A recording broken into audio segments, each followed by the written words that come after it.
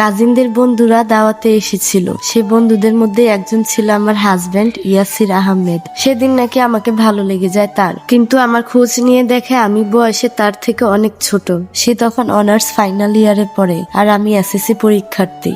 বয়সের ব্যবধানের সাথে সাথে ফ্যামিলি স্ট্যাটাসেরও কোনো মিল ছিল না আমাদের। আর তাছাড়া আমি স্বাধীনচেতা ফ্যামিলির মেয়ে, অপরদিকে সে রক্ষণশীল ফ্যামিলির বিলং করে। স্টুডেন্ট সেও ভালো ছিল, তারাও রংপুরেরই বাসিন্দা, কিন্তু গ্রাম অঞ্চলের। ওদের পৈতৃক সম্পত্তি অনেক। বাবা একজন রিটায়ার্ড আর্মি অফিসার। ওরা 3 ভাই বোন এবং ওই সবার থেকে বড় হিসেবে ওর দায়িত্ব ছিল বিশাল। ঢাকা ইউনিভার্সিটিতে পড়ে আর টিউশন করিয়ে যা আর্ন হয় তা বাসায় পাঠায়। যদিও বা ওদের কোনো অভাব নেই, কিন্তু এক্সট্রা অ্যাসেট এগুলো। আর ম্যাক্সিমাম সময় সকল খরচ ওর চাচা দিয়ে থাকেন, না চাওয়া সত্ত্বেও। কারণ একটাই, ওর বাবা ওর চাচাকে রাস্তা থেকে তুলে এনে নিজের আপন ছোট ভাইয়ের আসনে বসিয়েছেন, পড়াশোনা করিয়েছে, সম্পত্তি লিখে দিয়েছে এবং সংসারও পেতে দিয়েছে। ওর চাচা ওর কাছে আরেকজন বাবা। আমি মূলত ওর সম্পর্কে প্রথম দিনই ইনফরমেশন কালেক্ট করেছিলাম, কারণ ও আমাকে প্রত্যেকটা পদে পদে বুঝিয়ে দিয়েছে ও আমার উপর ইন্টারেস্টেড। আমিও তো ভালোবাসায় তখন বিশ্বাসী না। ওর স্ট্যাটাসটা মনে করিয়ে দেবার জন্যই সব ইনফরমেশন কালেক্ট করে নিয়েছিলাম। ভেবেছিলাম হয়তো প্রপোজ করে দিবে, কিন্তু আমার ধারণা ছিল ভুল। ওরা আরো 3 দিন আমাদের বাসায় থাকলো, কিন্তু প্রথম দিনের ন্যায় দ্বিতীয় দিন থেকে আমার উপর ইন্টারেস্টেড দেখালো না, আর এমনকি আমার দিকে তাকাতোও না অব্দি। আমি ভাবলাম নিশ্চয়ই ভাইয়ারা ভেবাটে কিছু বলে আটকেছে। কয়েকদিন পর আমার স্কুলের সামনেই হঠাৎ করে তার সাথে দেখা। আমাকে দেখে সেই এগিয়ে এসে কথা বলল।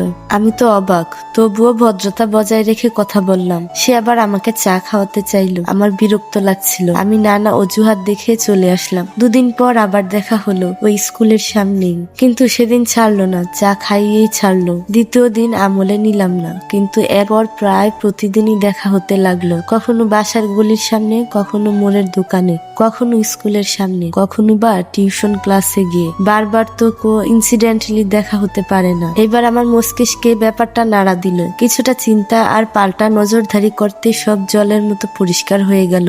সে আসলে আমাকে ফলো করে, আমার পিছেই লেগে থাকে, কিন্তু ঠিক চেষ্টা প্রেমিকের মতো নয়, অথবা ওরকমই, কিন্তু বুঝাতে চায় না।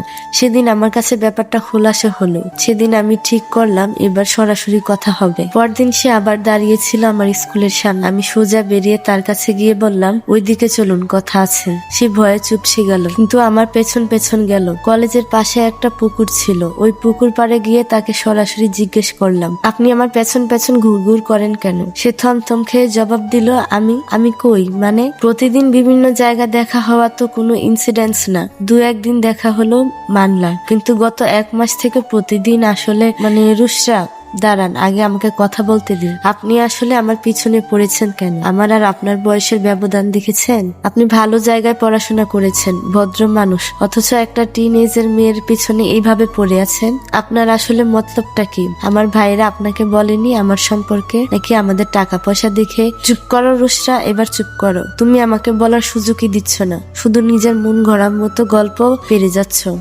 আমার স্বভাব এরকম নয়, কিন্তু হয়ে গেছে, আমি কি করতে পারি? সেদিন তোমাকে দেখার পর থেকে, তোমার খোঁজ খবর নেওয়ার পর থেকে আমার তোমাকে ভালো লেগে গেছে। আমি কি করব এখন? আমি অনেকবার ভেবেছি তুমি কোথায় আর আমি কোথায়, আমাদের কিছুরই মিল নেই। তবুও এই বেহায়া মনটা মানছে না। তোমাকে আমার ভালো লেগেছে, এখানে আমার দোষ কোথায় বলো? রাতে আমি ঠিক মতো ঘুমাতে ভুলে গেছি। চোখ বন্ধ করলে তোমার চেহারা বেশি ওঠে। তোমাকে পাবো না ভাবলে বুকে ব্যথা হয়। শোনেন, এসব ব্যথা ট্যাথা আসলে আমার জন্য না, আপনার হার্টে প্রবলেম হয়েছে, ডাক্তার দেখান। আমার ডাক্তার তো তুমি রুশরা। আরে আজব, আমি ডাক্তার হতে যাব কেন? ভালোই ভালোই বলছি, আমাকে ডিস্টার্ব করা বন্ধ করো, নইলে হাত পা আস্ত থাকবে না। বিরক্ত হয়ে বললাম, আমি কি তোমায় ডিস্টার্ব করছি রুশরা? উনি অসহায় ভাবে জিজ্ঞেস করলেন, হ্যাঁ করছেন। নেক্সট টাইম আর যেন না দেখি, ধীরভাবে বলে আমি চলে গিয়েছিলাম, ফিরেও তাকাইনি। গল্পটি আজ এই পর্যন্তই। পরবর্তী পর্বটি দেখতে চাইলে অবশ্যই পেজটি ফলো দিয়ে রাখবেন। বাস্তব জীবনের ঘটনা এবং গল্প এই পেজে শেয়ার করা হয়। আপনাদের জীবনের ঘটনা এবং গল্প আমার সাথে শেয়ার করতে পারেন। যদি ভালো লাগে আমার ভিডিওর মাধ্যমে শেয়ার করা হবে। এই পেজে প্রত্যেকটা ভিডিও ইউটিউব চ্যানেল আফসানা ড্রিমও আপলোড করা হয়, আপনারা ওখান থেকেও দেখতে পারবেন। অবশ্যই ভিডিওটি বেশি বেশি লাইক, কমেন্ট, শেয়ার করবেন। সবাই ভালো থাকবেন। আল্লাহ হাফেজ।